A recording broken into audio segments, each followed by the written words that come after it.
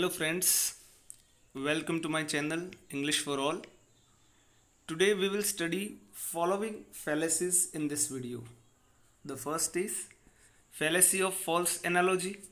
Second is fallacy of appeal to popular belief, fallacy of association and fallacy of slippery slope. दोस्तों, अगर आपने पिछले मेरे दो वीडियो देखे होंगे तो उसमें अपन ने इन्फ्रेंस और फैलेसी के बारे में चर्चा की थी. अगर आपने वो वीडियो नहीं देखे हैं तो प्लीज़ उन दो वीडियो को पहले ज़रूर देखिएगा और उसके बाद इस वीडियो को देखिएगा, क्योंकि ये सारे वीडियोस आपस में लिंक्ड हैं. अगर आप उन दोनों को अच्छे से समझ पाओगे तो ही आप इस वीडियो को अच्छे से समझ पाओगे.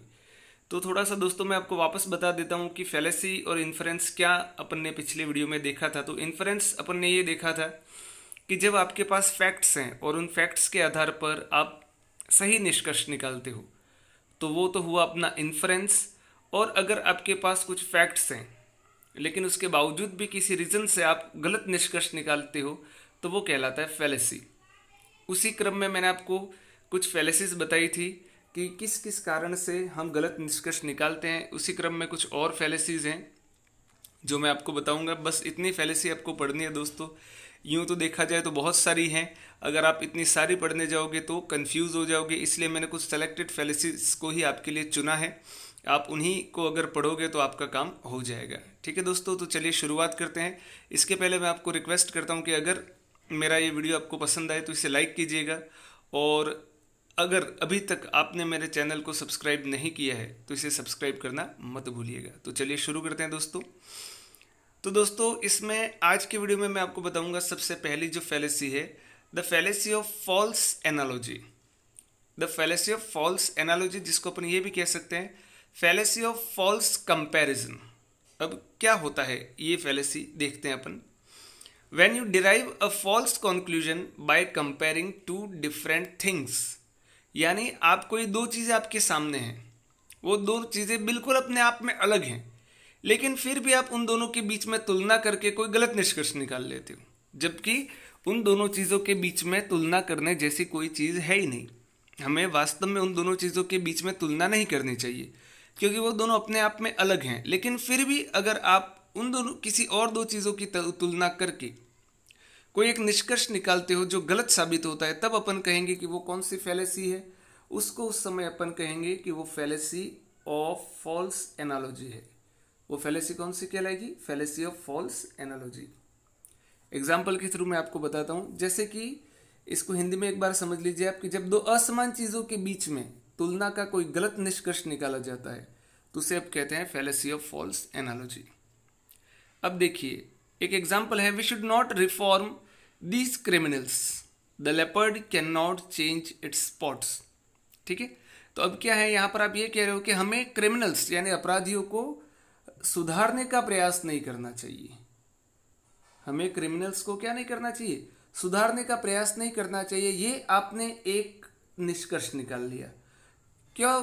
क्योंकि आपने उसकी तुलना कर दी. The leopard can not change its spot. Leopard जो होता है वो कभी भी अपने स्पॉट्स जो होते हैं उसके शरीर के, वो बदल नहीं सकता. कहने का मतलब है स्पीकर ने यहाँ पर लेपर्ड की तुलना क्रिमिनल से की, बल्कि वो दोनों अलग अलग चीजें हैं. लेपर्ड की तुलना क्रिमिनल से करने का कोई तात्पर्य नहीं है. और झूठा कंपैरिजन करके आपने यूं निष्कर्ष निकाल लिया कि क्रिमिनल्स को कभी सुधार करने की कोशिश नहीं करनी चाहिए. तो ये जो फैलेसी हुई वो अपनी कौन सी हुई? Fallacy of false analogy. इसी तरह से अगर मैं आपको कहूं we should not send our children to schools as schools are not so different from business. आपने एक निष्कर्ष निकाल लिया कि हमें हमारे बच्चों को स्कूल नहीं भेजना चाहिए. आपने क्या निष्कर्ष निकाला कि हमें अपने बच्चों को स्कूल नहीं भेजना चाहिए. वो किस आधार पर कहा? आपने यूं कहा कि स्कूल्स जो है वो आजकल क्या हो चुके हैं? बिजनेस हो चुके हैं. तो दोस्तों ये बात कुछ हद तक सही भी है, लेकिन फिर भी बिजनेस की तुलना स्कूल से करना, व्यापार की तुलना स्कूल से करना कहीं पर भी सही साबित नहीं होता. ये दोनों अपने आप में अलग चीजें हैं. और आपने एक फॉल्स कंपैरिजन करके, झूठा कंपैरिजन करके आपने एक गलत निष्कर्ष निकाला. ठीक है, तो ये भी एग्जाम्पल किसका हुआ? अपना the fallacy of false analogy. इसी तरह से अगर मैं आपको कहूं we should not treat them politely because employees are like nails. आपने एक निष्कर्ष निकाला कि हमें उनके साथ पोलाइटली बिहेवियर नहीं करना चाहिए। We should not treat them here refers to some person. उनके साथ पोलाइटली विनम्रता से व्यवहार नहीं करना चाहिए, क्योंकि आपने कहा कि एम्प्लॉयज आर लाइक नेल्स। आपने एम्प्लॉयज की तुलना कीलियों से कर दी, जिन्हें हमेशा हमें परेशान करना चाहिए। तो यहां पर भी आपने क्या किया, एम्प्लॉयज का कंपैरिजन आपने नेल्स से कर दिया, बल्कि these two things are quite different. ये दोनों चीजें बिल्कुल अपने आप में अलग हैं, और इसका सहारा लेकर आपने एक गलत निष्कर्ष निकाल लिया। तो ये क्या हो गया, ये भी आपका फैलेसी ऑफ क्या हो गया, फॉल्स एनालॉजी हो गया। ठीक है, तो ये 5th टाइप हुआ फैलेसी का। फिर दोस्तों अपन देखते हैं fallacy of appeal to popular opinion. Next जो फैलेसी का टाइप होता है वो क्या होता है, fallacy of appeal to popular opinion. यानी आप कोई गलती, कोई पॉपुलर ओपिनियन जो है, इसकी डेफिनेशन समझ लीजिए आप। This sort of appeal is done when someone asserts that a thought or conviction, thought यानी कोई विचार, कन्विक्शन यानी कोई सोच, is correct since it is the thing that the general population accept. यानी अधिकांश लोग अगर किसी बात को मानते हैं, या अधिकांश लोग अगर किसी चीज को स्वीकार करते हैं, उसको मानकर आप खुद की कोई निष्कर्ष निकाल लेते हो, तो वो कहलाती है fallacy of appeal to popular opinion.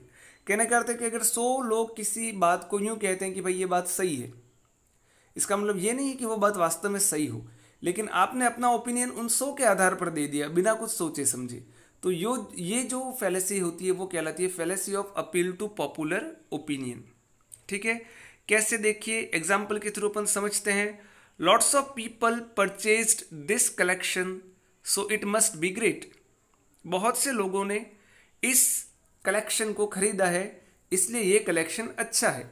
तो आपने क्या किया, सीधा आपने किस आधार पर यह निष्कर्ष निकाल दिया, आपने इस आधार पर निष्कर्ष निकाल दिया क्योंकि बहुत सारे लोग इस कलेक्शन को परचेज करते हैं।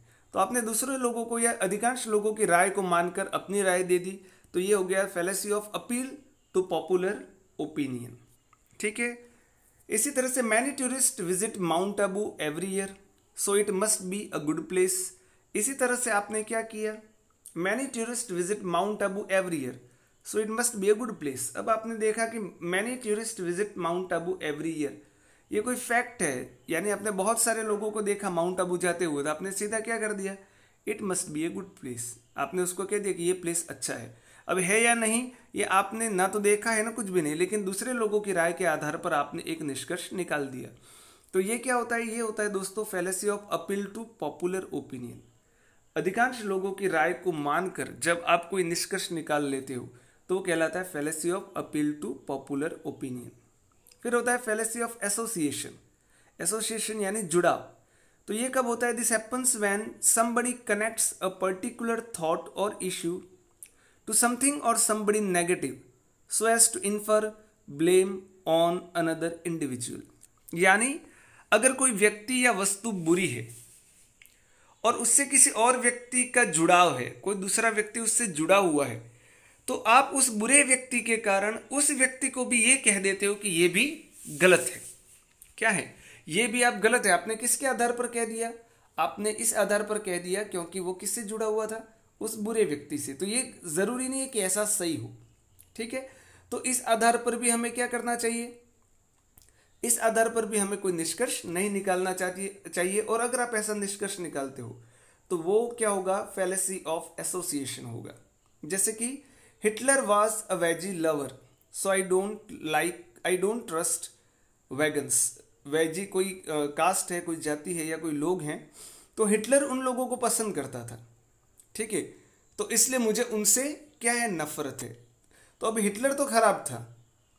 ठीक है, अब ये लोग कैसे थे ये तो हम भी नहीं जानते, लेकिन हिटलर का उनसे जुड़ाव था, इस कारण से अपन वेगन्स को बुरा नहीं कह सकते। ठीक है, तो अगर आप किसी बुरे व्यक्ति के साथ जुड़े हुए जो व्यक्ति हैं, उन लोगों को भी उस व्यक्ति के साथ जुड़ाव के कारण अगर गलत कहते हो तो फिर वो क्या हो जाता है, फैलेसी ऑफ एसोसिएशन हो जाता है।